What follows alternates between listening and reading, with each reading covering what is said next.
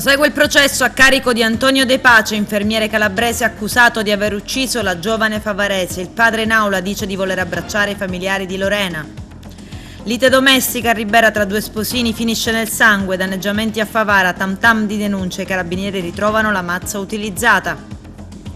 I dipendenti chiedono di essere pagati, il direttore del parco non dà risposte ai sindacati che minacciano scioperi e la chiusura dei siti, interviene l'assessore regionale Samonà che convoca d'urgenza Sciarratta.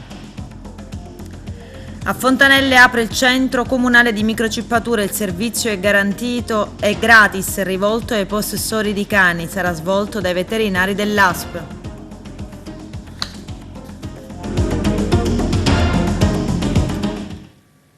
Bentrovati gentili telespettatori al nostro appuntamento con l'informazione. In apertura parliamo del femminicidio della favarese Lorena 40. Prosegue il processo a carico di Antonio De Pace, infermiere calabrese accusato di averla uccisa. Vediamo.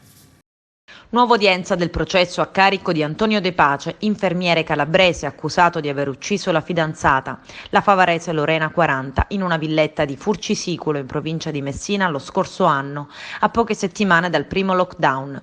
Davanti ai giudici della Corte d'Assise di Messina è stata completata la lista dei testimoni chiamati dall'accusa sostenuta in aula dal PM Roberto Conte. Una ventina le persone audite in aula. Particolarmente toccante l'intervento del padre di Antonio De Pace che in lacrime davanti al giudice ha detto di voler abbracciare i genitori di Lorena e di non riuscire a spiegarsi quanto accaduto. Hanno raccontato le prime fasi dell'indagine gli agenti di polizia giudiziaria che hanno seguito il caso fin dall'inizio. Non sarebbe emerso nessun riscontro su fatti e atteggiamenti che potessero presagire il dramma poi accaduto quella notte. Poi il medico legale Daniela Sapienza ricostruisce gli esiti della sua perizia davanti alla Corte. Le testimonianze sono state acquisite dalla difesa di De Pace, pronta a formulare al giudice una nuova richiesta di perizia psichiatrica. Alla luce di quanto emerso in aula si chiede di valutare se il giovane infermiere in quelle ore fosse realmente capace di intendere e di volere. Il processo è stato poi rinviato al 15 settembre, data in cui verranno invece interrogati i testi della parte civile. L'avvocato Giuseppe Barba rappresenta i familiari di Lorena e della difesa. In calendario anche l'esame dell'imputato e a tal proposito rimane da capire la strategia difensiva di De Pace. L'omicidio il 31 marzo 2020 si consuma all'interno dell'abitazione di Furcisicolo che i due fidanzati condividevano. Dopo un litigio De Pace scatena la sua furia omicida sulla giovane favarese uccidendola e chiamando subito dopo i carabinieri. Ho ucciso la mia fidanzata, dice, una confessione che però non ha mai convinto del tutto gli inquirenti messinesi, soprattutto in assenza di un'indicazione del movente. De Pace in prima battuta ha dichiarato di aver ucciso Lorena perché convinto di aver contratto il Covid-19 a causa sua. Circostanza che però è stata da subito smentita dai tamponi eseguiti da entrambi che sono risultati negativi. A chiusura delle indagini la procura ha pure contestato le aggravanti della premeditazione e dei futili motivi nei confronti di De Pace. Secondo gli inquirenti il 28enne avrebbe ideato e pianificato l'omicidio e questo sarebbe dimostrato dal fatto di aver inviato alcuni messaggi ai parenti più stretti manifestando la volontà di trasferire i propri risparmi ai nipoti.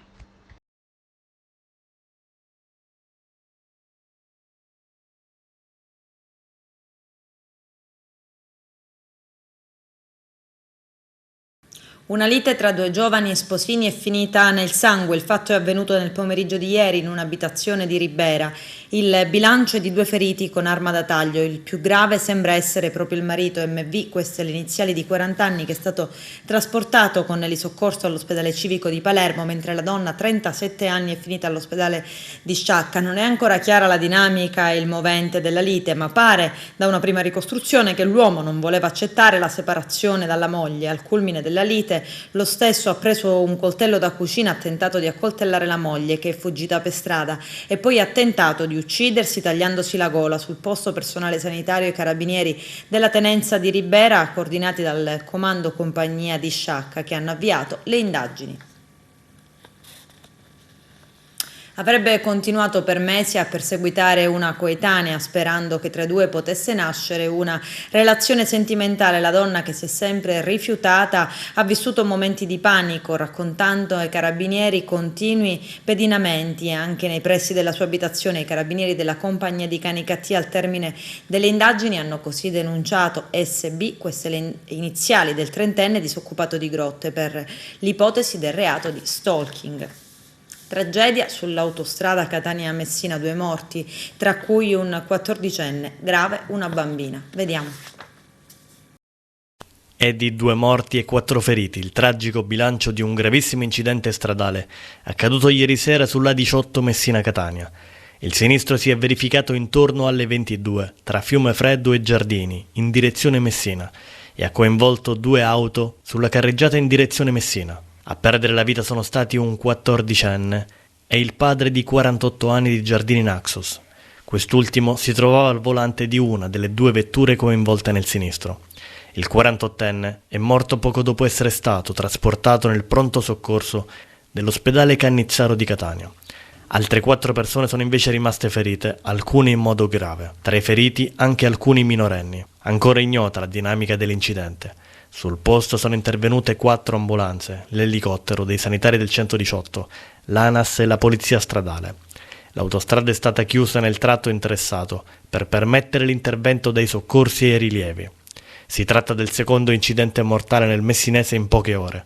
Nel primo pomeriggio di ieri, infatti, sull'autostrada Palermo-Messina, un fuoristrada che stava trasportando un'imbarcazione è finito giù da un viadotto poco dopo lo svincolo per Milazzo, all'altezza di Pace del Mela, in direzione di Marcia Messina.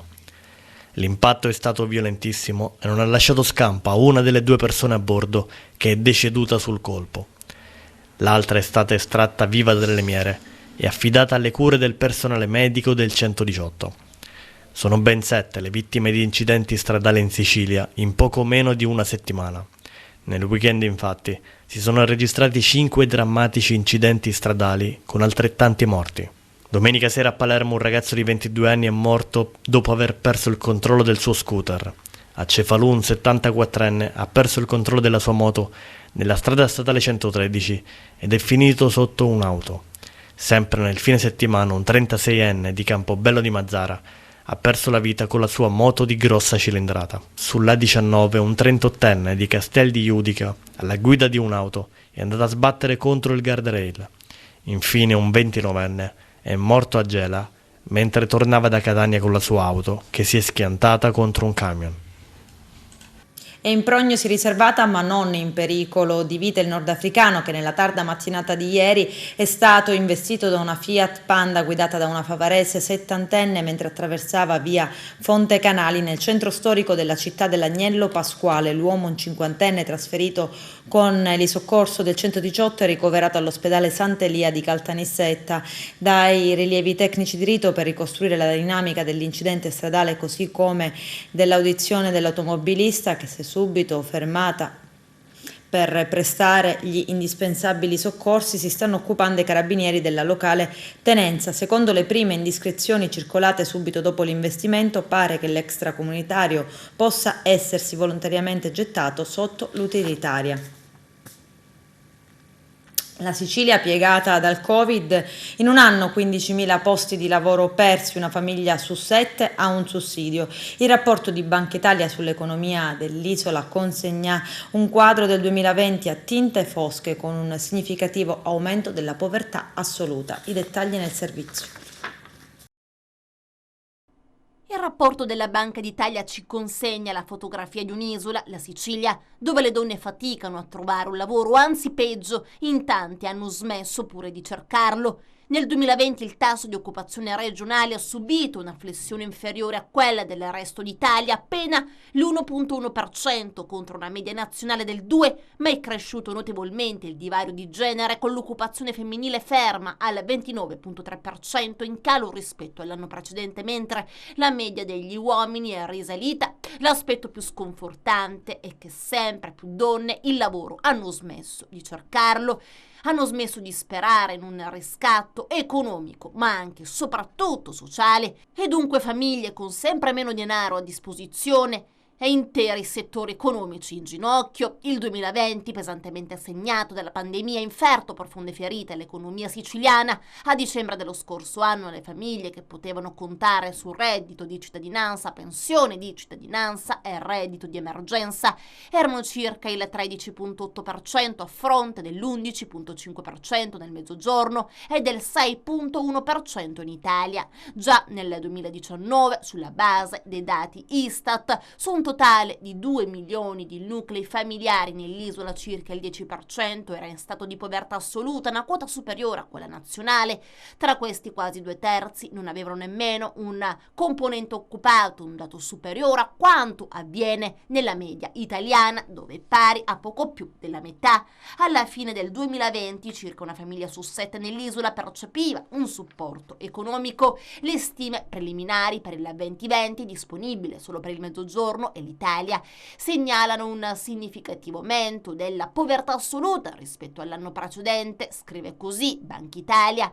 Nel 2020, anche a seguito del calo del reddito familiare indotto dalla crisi da Covid-19, è cresciuto il ricorso al reddito e alla pensione di cittadinanza. Il numero di famiglie beneficiarie al termine dell'anno ha raggiunto quasi le 225.000 unità, in aumento del 24,1% rispetto alla fine del 2019. Tra queste i nuclei percettori di pensione e reddito erano circa 21.000. L'importo medio mensile è stato di circa 580 euro. Senza dubbio quindi l'impatto della crisi pandemica sulle condizioni economiche delle famiglie siciliane è stato intenso e ha determinato un ampliamento della disuguaglianza del reddito da lavoro per l'aumento dell'incidenza dei nuclei non percettori. Tuttavia, nel complesso il calo del reddito disponibile delle famiglie è stato attenuato dagli ammortizzatori sociali e dalle misure di sostegno. I consumi si sono ridotti sensibilmente, riflettendo la chiusura delle attività non essenziali e il timore dei contagi.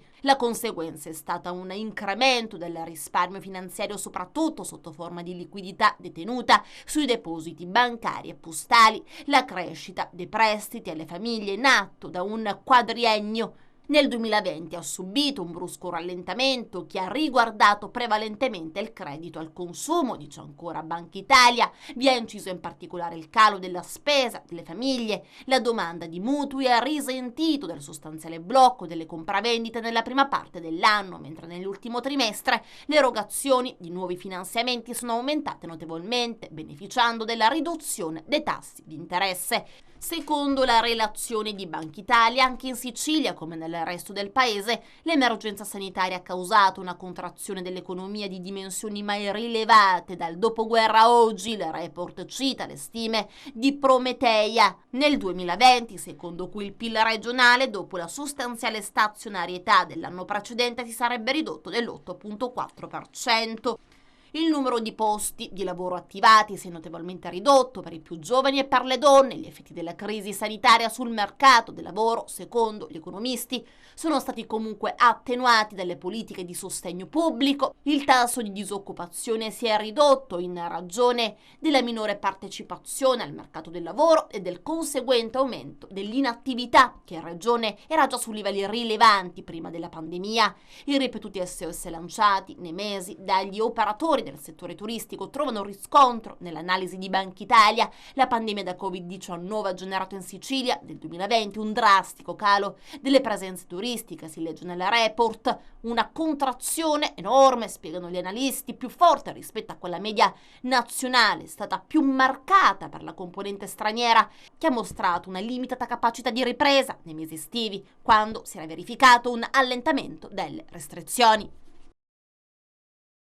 A Favara nel giro di poche ore si sono moltiplicate le denunce a carico di ignoti da parte di commercianti e degli imprenditori che hanno subito dei pesanti danneggiamenti. Prima le vetrine di un negozio e di un bar del centro, adesso il parabrezza e la porta d'accesso per l'autista di un autobus di linea posteggiato nei pressi dello stadio comunale. Un distributore di snack, caffè e bevande. I carabinieri della locale tenenza hanno avviato le indagini. In uno dei sopralluoghi mirati hanno ritrovato la mazza che verosimilmente l'autore ha utilizzato per i danneggiamenti. Inoltre sono state anche visionate le immagini di videosorveglianza che potrebbero portare ad una svolta nelle indagini. La seconda sezione penale per il riesame del Tribunale di Agrigento ha annullato il sequestro preventivo di alcuni beni di pertinenza di un punto di ristoro in piena Valle dei Templi, realizzato sulla struttura originaria Casa Valenti.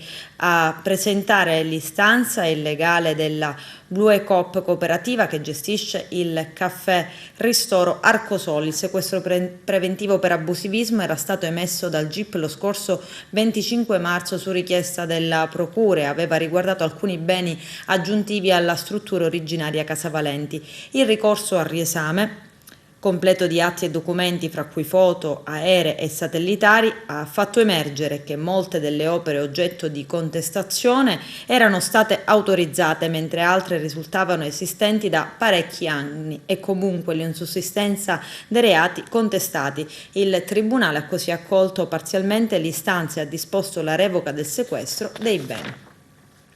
Alfonso Cicero, ex presidente dell'IRSAP, parte offesa e parte civile, nonché teste chiave dell'inchiesta sul sistema montante, torna ad essere sentito come testimone semplice e non più come teste indagato di reato connesso. C'è il servizio.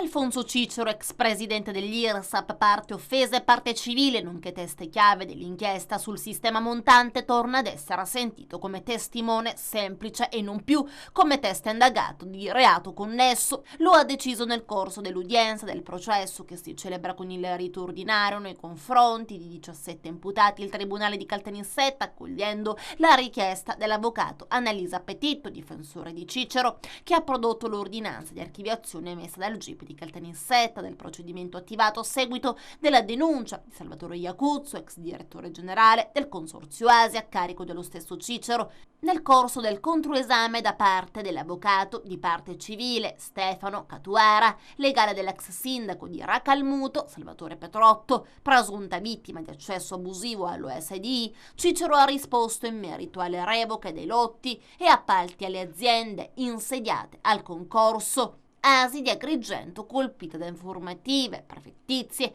interdittive e atipiche, e sulle quali ha segnalato all'autorità giudiziaria diverse anomalie poste in essere dalla precedente gestione dell'ASI di Agrigento, presieduto prima del suo insediamento dallo stesso Catuara.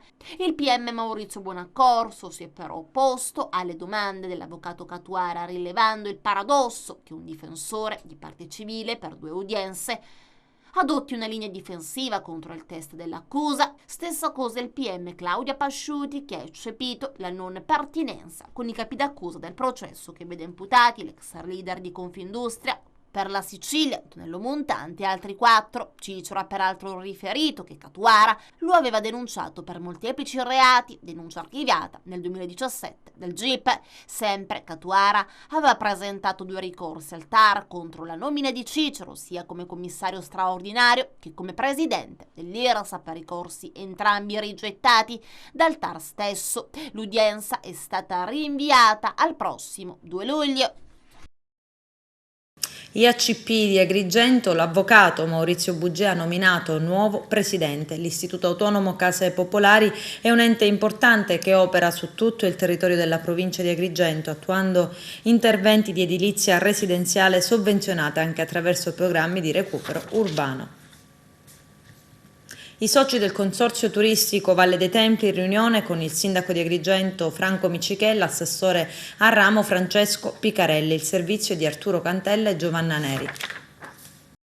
Un importante incontro programmatico si è svolto tra i soci del Consorzio Turistico Valle dei Templi. Un'iniziativa molto importante e abbastanza scontata, ma rimane fondamentale per rinsaldare i rapporti tra i soci e conoscere il servizio che il Consorzio Turistico Valle dei Templi offre in seno alla filiera turistica nella sua completezza. Ai lavori hanno presentato il Presidente e l'autorità invitate a intervenire, come il Sindaco Miccichè e l'assessore al ramo Picarella. Ognuno degli operatori, nel suo tempo stabilito, ha avuto modo di presentare la propria struttura e i servizi turistici offerti. La conclusione dei lavori è stata affidata al Presidente del Consorzio Turistico Valle dei Templi, Emanuele Farrugia. Il Consorzio Turistico Valle dei Templi oggi chiede una mano alle istituzioni. In che modo il Comune pensa di poter collaborare al rilancio del turismo? Ma intanto la presenza è fondamentale in questa tipologia di incontri, perché così in un momento storico come quello che stiamo vivendo, quindi di ripartenza delle attività economiche della città di Agrigento, il fatto che ci siano le istituzioni e siano presenti ad ascoltare e a cercare di coordinare tutte le attività che naturalmente le imprese richiedono, credo che sia un fatto assolutamente fondamentale.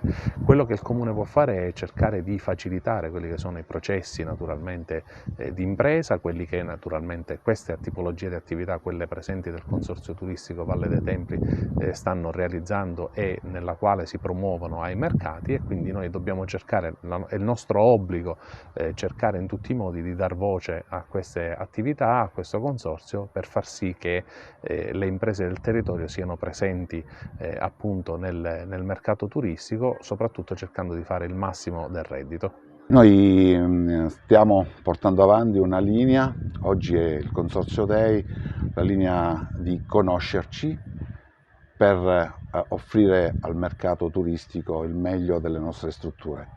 Abbiamo alberghi, ristoranti, rappresentiamo tutta la filiera, agenzie di viaggio, tour operator, agenzie di servizi, per cui stiamo lavorando affinché tutti i soci si conoscano. Tutti conosciamo le strutture presenti all'interno del consorzio. Oggi siamo al Doric Bed, una struttura bellissima, vedete alle mie spalle il Tempio di Giunone, che non tutti conoscono e conoscevano, e quindi oggi qui un'occasione per conoscere questa struttura, il proprietario che è un nostro nuovo socio, e insieme iniziare un percorso di programmazione del turismo per la città di Agrigento e non solo. Lei, il Presidente, ha lanciato un grido di allarme rivolto alle istituzioni. Cosa vi aspettate? Ma noi ci aspettiamo che ci sia molta più sensibilità. Ringrazio il Sindaco per essere venuto e l'assessore Picarella, ma vogliamo far presente che nel turismo ci sono dei tempi che vanno rispettati. Oggi è il 15 di giugno e ancora tante cose devono partire, ancora tante iniziative ci devono essere, vogliamo pensare al futuro, le prossime borse, le prossime occasioni in presenza. Vogliamo che la gente conosca quello che offre la città di Agrigento, il suo territorio, il suo centro storico, la sua provincia, tutto quello che gira intorno a questa meravigliosa Valle dei Templi. Per cui noi oggi ci riuniamo sia per conoscerci tra noi e socializzare tra i soci del consorzio, ma nello stesso tempo per programmare il futuro di questa città. Come sono gli eventi estivi che sono stati programmati? Ma ci sono tantissimi eventi, ci sono il primo di Aldo Cazzullo con Sebastiano Lo Monaco, ci stanno chiamando da tutta Italia e questa la valle che vogliamo, la gente che viene da fuori, che ci chiama per gli eventi, quindi eventi importanti che possono richiamare pubblico da tutta la parte d'Italia.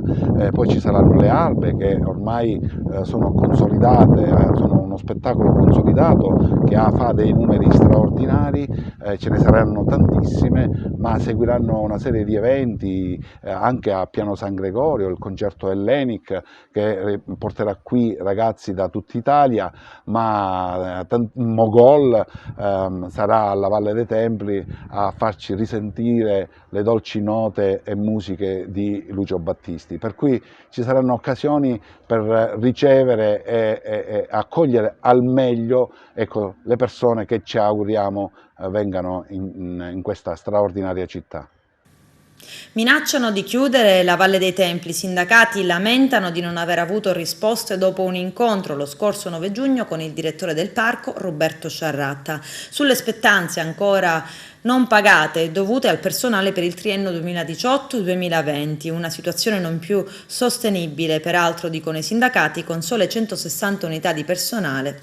Oggi i sindacati chiedono l'intervento dell'assessore ai beni culturali regionali Alberto Samonà e nel dichiarare da subito lo stato di agitazione, ancora i sindacalisti si riservano di utilizzare tutti gli strumenti previsti per legge e in casi estremi la chiusura dei siti in questione. Ed è arrivata la risposta dell'assessore regionale Alberto Samonà, che ha convocato urgentemente il direttore del parco Roberto Sciarratta per approfondire e risolvere i problemi economici lamentati dal personale. È interesse di tutti noi, scrive Samonà, comprendere quali siano stati i motivi del ritardo nel pagamento delle spettanze dovute e provvedere nel più breve tempo a ripristinare serenità tra il personale. Siamo alla ripresa, prosegue, di una stagione che vede i beni culturali agire da protagonisti per il rilancio dell'economia dei territori. Occorre che ciascuno faccia responsabilmente al meglio la propria parte, conclude l'assessore regionale, per garantire la continuità dei servizi e il rispetto degli accordi sindacali pregressi. Anagrafe canina. Ad Agrigento apre il centro comunale di microcippature. Il servizio è gratuito ed è rivolto ai possessori di cani. Sarà svolto dai medici veterinari dell'ASP. Giovanna Neri. Riparte il servizio di anagrafe canina grazie a uno sforzo del Comune. Oggi si consegna nei nuovi locali. Assolutamente sì, è un'iniziativa molto importante, così come prevista dalla legge 15 del 2000. La Regione prevede appunto l'istituzione dell'anagrafe canina, il concorso tra Comune e ASP. Il servizio partirà la prossima settimana. È un servizio importante perché saranno microchippati anche cani di proprietà delle persone, non solo i randaggi, e questo è un deterrente contro il randaggismo e contro l'abbandono. Oltre a questo noi abbiamo altre iniziative che stiamo portando avanti, purtroppo sono rallentate alla burocrazia, ma il punto fermo è per l'ambulatorio veterinario, sempre in concorso con l'ASP, per le sterilizzazioni, quindi per fare la lotta contro il randaggismo. Noi abbiamo anche creato una pagina Facebook collegata col Comune che si chiama Agrigento dalla parte dei cuori e randaggi, una pagina che gestisco io, dove informo, sensibilizzo e sono presente nel territorio ad accogliere anche le segnalazioni delle persone.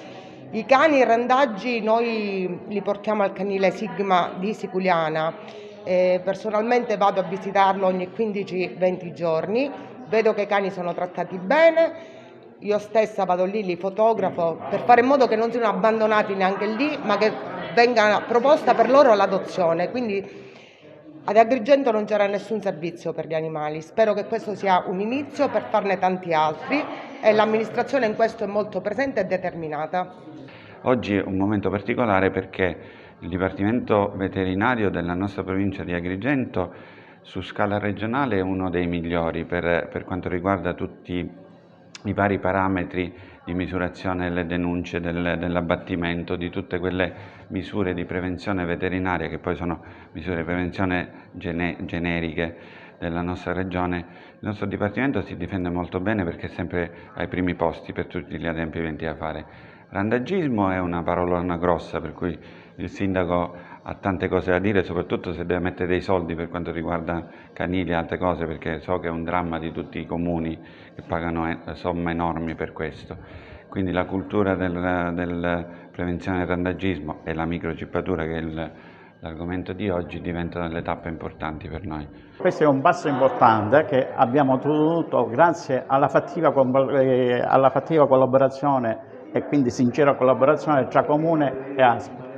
La giornata di oggi è una giornata molto importante perché questo che sta a significare? Sta a significare, microchippando i cani, logicamente ci sarà una diminuzione di abbandono dei cani, perché siamo in grado sempre di rintracciare il proprietario dei cani. Questo è un primo passo, voglio specificare, perché ci sarà a breve un altro passo ancora più importante che riguarderà l'attivazione dell'ambulatorio veterinario in contrada consolida, che già siamo arrivati ai termini, si è realizzato quasi tutto. L'ASA effettuerà la sterilizzazione di tutti i cani randaggi con la decenza dei cani randaggi stessi, quindi ci sarà un grosso risparmio dal Comune per quanto riguarda, perché noi sterilizziamo gratuitamente, allo stesso modo mettiamo i microchip in forma gratuita.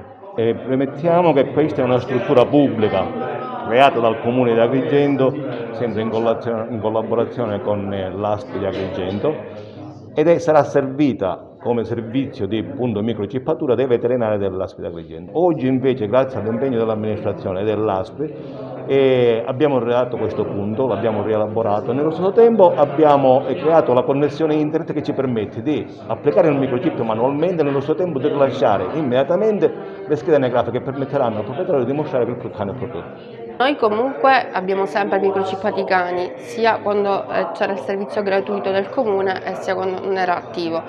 Questo è un supporto, una cosa positiva per la città, perché adesso tutti i cittadini si possono mettere in regola all'anagrafe canina con il proprio animale domestico ed è importantissimo perché così vengono tutti registrati in un'anagrafe e così si evitano anche gli abbandoni perché abbiamo tutto registrato.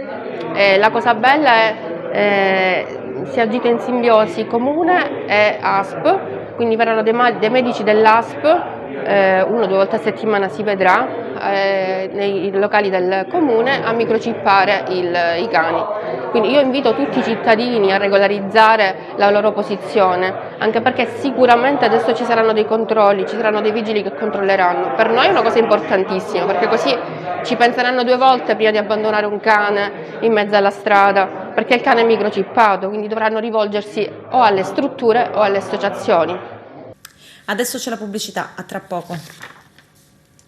Sanità, la Fondazione Giglio di Cefalù avvia il percorso per essere riconosciuta in prospettiva istituto di ricovero e cura a carattere scientifico e lo fa stringendo un accordo di partenariato con il Policlinico Gemelli di Roma. Vediamo. Queste sono le iniziative e i progetti che contribuiscono non solo a togliere dalla marginalità la Sicilia, ma che la rendono protagonista. Grazie. Un partenariato per qualificare ancor di più l'offerta sanitaria dell'ospedale Giglio di Cefalù e ampliare la gamma delle prestazioni per lo sviluppo di un centro di eccellenza nell'ambito della ricerca e dell'alta formazione a prevalenza oncologica è stato costituito tra la Fondazione Istituto Giglio di Cefalù e la Fondazione Policlinico Universitario Agostino Gemelli a Roma. Il progetto, denominato Gemelli Giglio Medical Partnership, prevede l'attuazione di programmi di ricerca biomedica, sperimentale e clinica, di programmi di formazione e trasferimento di know-how, la valorizzazione delle risorse interne in una prospettiva più a lungo termine, l'avvio del percorso per il riconoscimento di istituto di ricovero e cura a carattere scientifico per il Giglio di Cefalù. Inoltre, la possibilità di attivare percorsi accademici in collaborazione con la Facoltà di Medicina e Chirurgia dell'Università Cattolica del Sacro Cuore. Io posso sembrare di parte, lavoro al Giglio da un paio di anni, abbiamo trovato una struttura di base ottima, ma abbiamo scommesso su un progetto nuovo per dare qualcosa di più non solo agli abitanti della zona ma alla Sicilia intera. Una scommessa complicata, è durata un paio di anni, ma alla fine possiamo dire di avercela fatta, di aver dato oggi inizio a questa partnership col Policlinico Gemelli che siamo certi potrà dare delle risposte concrete a tutti i cittadini siciliani.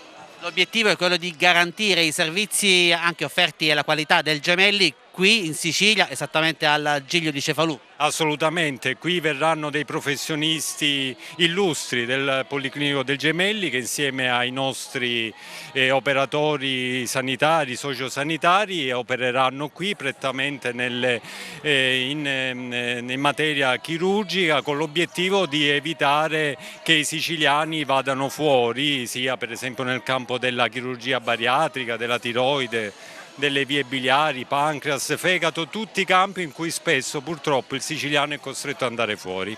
Alcuni servizi sono già attivi, altri lo saranno a breve? Sì, dai primi di luglio tutto si può visionare sul sito ospedale Giglio Gemelli. Dicevo, gli ambulatori partiranno a luglio e da settembre partirà a pieno regime l'attività chirurgica. E la Sicilia è il posto ideale per far questo, è il posto ideale perché è ovvio che purtroppo assistiamo a una migrazione di molti pazienti legato soprattutto a problematiche geografiche, a volte, e da calabrese lo posso dire, anche un certo vezzo che noi abbiamo meridionali di andare a cercare a tutti i costi una sanità fuori dalla nostra regione quando magari la troveremmo buona in Sicilia o in altre regioni. La sanità in Sicilia con un progetto nuovo a favore dei siciliani. La sfida è di aiutare la sanità siciliana integrandosi con questa. A cambiarla ci penseranno i siciliani. Si potrà ricevere lo stesso servizio, la stessa assistenza, la stessa professionalità che si riceve attualmente a Roma anche in Sicilia, qui a Cefalù? Assolutamente sì, con la stessa passione, che è la cosa più importante, e la stessa carità. E oggi il preside Bellantone ha detto con chiarezza, quando io l'ho incontrato assieme al dottor Albano in presidenza, ha detto: lo faccio volentieri perché mi sento un po' siciliano. È importante consentire a 10, 100, 1000 siciliani che già soffrono perché affetti da gravi patologie dover prendere l'aereo e andare fuori, lontano dalla propria terra, creando spesso disagi indicibili al coniuge, ai figli, alla famiglia. Rappresenta una grande opportunità di crescita perché ci rafforza la nostra soprattutto mission di eccellenza. Abbiamo scelto un partner di grandissimo rilievo nazionale e internazionale, abbiamo individuato delle linee di sviluppo che hanno un obiettivo prioritario, quello di dare delle cure adeguate, delle opportunità di cura ai siciliani e alle siciliane che oggi purtroppo per vari motivi sono costretti ad andare fuori. Noi non ci proponiamo per essere in concorrenza con nessuno, la Sicilia oggi ha delle grandi realtà, delle realtà importanti, delle grandi professionalità. Noi sostanzialmente vorremmo dare un contributo a coloro che in questo momento affrontano i DRG di fuga, dando il nostro contributo. Questa partnership è un'iniziativa di lungo periodo. È un'iniziativa che è un contratto di 10 anni, è un contratto di servizi, anche di questo siamo molto soddisfatti, è la prima volta che viene affidato un servizio con una gara pubblica, una gara dove sono state utilizzate delle norme del codice degli appalti. E dai primi di luglio inizierà l'attività ambulatoriale frontale sui pazienti che già hanno iniziato a presentarsi e i primi di settembre inizieranno i ricoveri. Devo dire che già oggi abbiamo fatto il nostro primo intervento col professor Alfieri, che è un intervento sul tumore del colon utilizzando una piattaforma robotica che noi abbiamo in dotazione. La prossima settimana ne faremo un altro. Diciamo che finiti questi 2 mesi di start-up partiremo a tempo pieno con vari centri che sono la chirurgia della tiroide, la chirurgia dell'obesità, la chirurgia delle vie biliari, del pancreas. Lo spazio temporale si sposterà anche verso fine novembre, dove attiveremo l'altro obiettivo principale, che è quello della chirurgia ginecologica e della chirurgia dell'endometriosi, cioè il centro dell'endometriosi. L'alta chirurgia che noi introduciamo al Giglio di Cefalù, frutto di una convenzione impegnativa preceduta da un confronto assai serrato con il Gemelli, ha anche questo obiettivo. Noi possiamo diventare una sanità di eccellenza in Sicilia, abbiamo le strutture, abbiamo anche le abilità professionali, serve soltanto una sana programmazione che abbiamo già avviato da un paio d'anni e una delle tappe più importanti della nostra programmazione passa dal Giglio di Cefalù. Sono davvero contento, credo che sia soltanto una delle tappe che pensiamo di raggiungere entro questa legislatura. Per il dopo ci organizziamo. L'8 giugno scorso il Comando Provinciale dei Vigili del Fuoco, di concerto con l'Ufficio Tecnico del Comune di Agrigento, aveva effettuato un intervento a causa del muro dissestato di via San Vito sottostante il circolo del tennis, che ha portato alla chiusura delle vie di accesso sia dal lato piazza Vittorio Emanuele che dal lato di via Cicerone. In tempi brevi la parziale riapertura al traffico veicolare della carreggiata avverrà perché i tecnici sono al lavoro per il progetto di messa in sicurezza con puntellamento del tratto di muro dissestato e di revisione del sistema di smaltimento delle acque bianche. Inaugurata la nuova sede dell'archivio storico dell'Università di Palermo. Vediamo. Sì, è un passaggio importante perché una università come la nostra, che ha 215 anni di storia, in qualche modo è giusto che li renda pubblici, li faccia vedere un po' tutto quanto quello che è accaduto in questo periodo, renda pubblica la sua documentazione. E peraltro non è soltanto la storia dell'università, nel senso che naturalmente si è intrecciata con la storia della città, con la storia della regione. Evidentemente un percorso così lungo è un percorso inevitabilmente misto, che si interseca con tutte le vicende che sono accadute. Per noi è una continua scoperta, nel senso che diciamo, passare da una situazione in cui avevamo una infinità di faldoni polverosi ad una situazione nella quale invece nei compattabili possiamo andare a recuperare un po' tutto, è l'occasione veramente di fare delle scoperte straordinarie. Già ce ne sono state diverse, dalla tesi di Falcone alla tesi di Livatino alla tesi di Bufalino, il recupero di alcuni fascicoli di alcuni altri laureati illustri, abbiamo ritrovato il primo regolamento del 1805, sappiamo dei primi laureati, abbiamo la lista di tutti i primi laureati, abbiamo i loro documenti, è veramente un qualche cosa che diventa quasi una continua caccia al tesoro che veramente ci sta affascinando e intrigando moltissimo. Nella vecchia sede dell'Archivio Storico di Ateneo, che si trovava in alcuni magazzini del complesso monumentale dell'Osteri, mancava una sala studio. Non può esservi un archivio storico concepito semplicemente come luogo in cui conservare il materiale. Questo materiale deve essere reso accessibile, catalogato, reso fruibile. È chiaro che, come in altre realtà universitarie, l'Archivio Storico di Ateneo non conserva soltanto documenti che servono allo studio della storia delle università, ma servono a tutti, e quindi nello spirito di terza missione e nel ruolo di ricerca scientifica di cui l'Università di Palermo si è fatta portatrice, era importante anche creare un luogo nel quale vi è l'accesso diretto.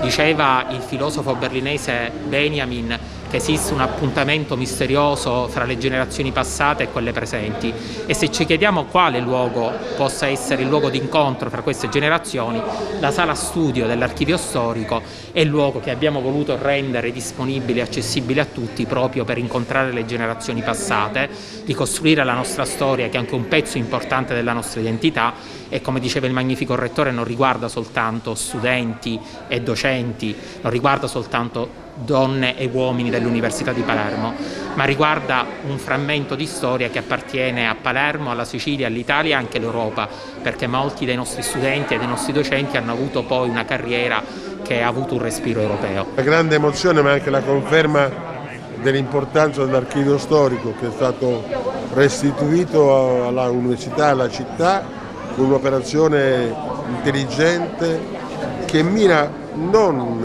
a raccogliere atti del passato, perché dietro ogni atto del passato c'è un seme di futuro che poi è diventato presente, e quindi non è un'operazione soltanto di memoria, ma è anche un'operazione di futuro, quello di avere cura del passato, che significa avere rispetto del tempo che passa e che aiuta a cambiare le cose. Ma davvero un'emozione grandissima, perché della storia di vita di papà, prima ovviamente che si sposasse e intraprendesse la sua carriera di magistrato, non avevamo dei documenti, evidentemente sono rimasti a casa dei suoi genitori, quindi è stata veramente un'emozione grandissima rivedere la foto di Rocco Chinnici, ragazzo, studente, e immaginare il suo percorso universitario, essendo lui già impegnato e proiettato verso il suo futuro professionale, quindi un'emozione veramente unica e grandissima, per la quale ringrazio l'Università di Palermo. Con questo è tutto, termina qui l'edizione del telegiornale. Grazie per la gentile attenzione e per essere stati con noi. A presto.